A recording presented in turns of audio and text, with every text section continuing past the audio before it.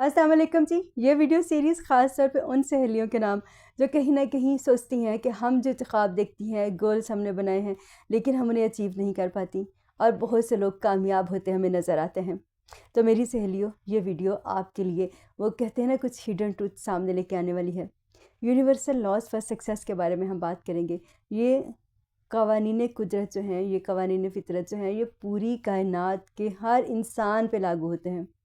वो जिन भी हालात में हो, जो भी उसका क्रिएशन प्लान है, वो जिस भी जगह पे हो, ये उसके लिए काम करते हैं। तो फिर क्या होगा, हम अपने आप को बेहतर करने की शौरी कोशिश करेंगी, शिकवा शिकायत करने की बजाय, क्योंकि ये सोच है, ये सोच ही हमें अमल की तरफ लेके जाती है। जो पहले से इस चैनल पे हैं, एक नई वीडियो के साथ खुशामदीद। और मेरी जिन सहेलियों ने पहली दफ़ा देखने के लिए वक्त निकाला है, तारुफ़ करवा दूँ जी, मेरा नाम अनीसा है। पेशे के लिहाज से मैं एक टीचर हूँ, सर्टिफाइड NLP प्रैक्टिशनर हूँ, सर्टिफाइड एनर्जी हीलर हूँ और as digital content creator share करती हूँ अपनी सहेलियों के साथ वो जो सीखने में सालों लग गए, इस यकीन के साथ कि किसी का सालों का सफ़र महीनों में तय होगा और किसी का महीनों का सफ़र दिनों में। टर्म्स में से ट्रांसफॉर्मेशन जर्नी कहते हैं। मेरी सहेलियों, शौरी तौर पे ख़ुद को बेहतर करने की कोशिश के सफ़र में एक कदम आगे बढ़ाते हुए आज हम बात करेंगी यूनिवर्सल लॉज फॉर सक्सेस जो है, उसमें सबसे पहला कानून।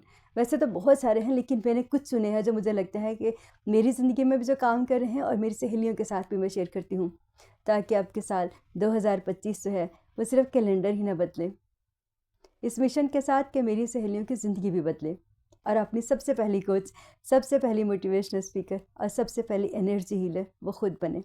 तो मेरी सहेलियों, बात करूँगी law of believe, law of faith के बारे में। ये जो यूनिवर्सल लॉ है, ये हमें ये बताता है कि इंसान का जो भी यकीन होता है, जो उसका पुख्ता अकीदा है, वो उसकी एनर्जी की वाइब्रेशन में ऐसी चीज़ों को वर्ट रख करता है।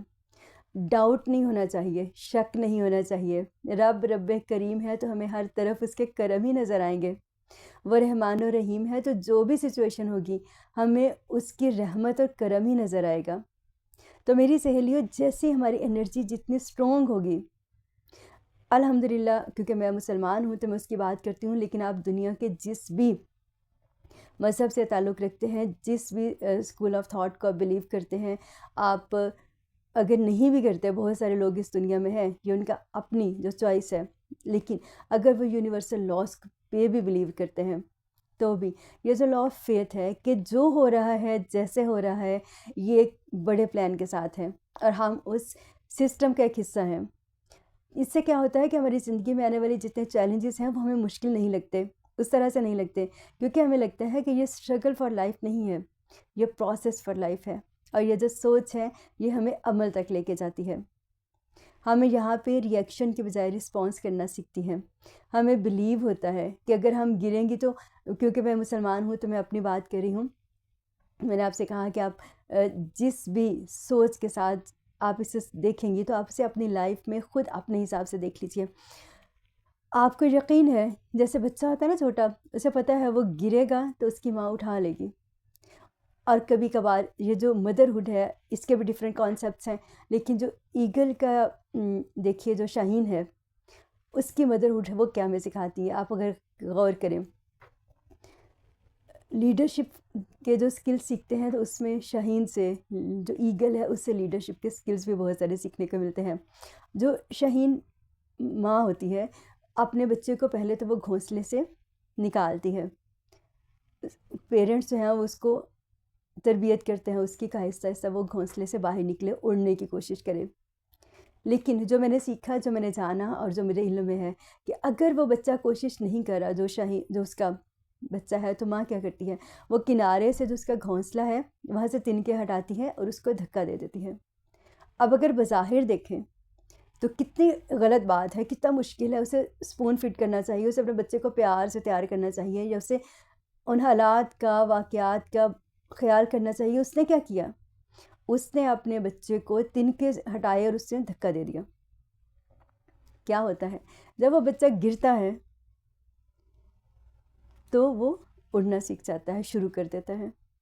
यही फेथ है, यही बिलीव है। आपको वो जो जज़्बा है, जो आपकी एनर्जी है, जो आपकी वाइब्रेशन है, ये लीडरशिप का एक बहुत अहम असूल है। जब से मैंने सीखा है तो मैंने सोचा आज आपके साथ शेयर करूं कि देखें, यही फेथ हमें होना चाहिए अपने क्रिएटर के साथ जो हमें जोड़ के रखे, कि अगर हम किसी ज़िंदगी के ऐसे चैलेंज से गुजर रही हैं और हमें लगता है कि कुछ नहीं है, तो यकीन कर लें कि जिसने हमें इसमें पुश किया उससे ज़्यादा हमसे मोहब्बत किसी को नहीं है इन हालात में जिसने डाला। लेकिन वो ज़ात चाहती है कि हम अब अपनी वो जो पावर है, जो अपनी स्ट्रेंथ है उसको समझें, जो हमारी खूबियाँ हैं उनको समझें। तो लॉ ऑफ फेथ ये सबसे पहला बुनियादी मेरी नज़र में एक लॉ है और ये हर सब के लिए काम करता है।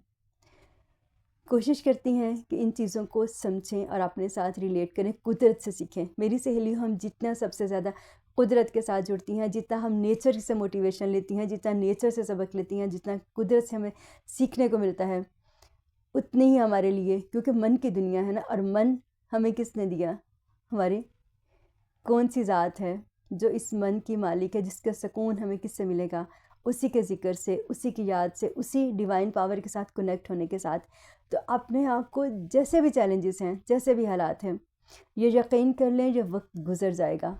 लेकिन अगर आप किसी ऐसे चैलेंज में आ गई हैं तो वहाँ पे यकीन कर लें कि आपको उस ईगल मदर की तरह, क्योंकि वो अपने बच्चे को उसकी रियल स्ट्रेंथ की तरफ लेके जा रही है, तो उसने क्या किया है? घोंसले से धक्का दे दिया है और फिर वो अपने परों पे उठता है। तो यही हमारे साथ हो रहा है। कैसी लगी आज की वीडियो ज़रूर बताइएगा। फिर मुलाकात होती है इसी सीरीज़ में एक नई लर्निंग के साथ, यकीन के साथ कि रब करीम के हम करम को पहचानें। रब के हवाले।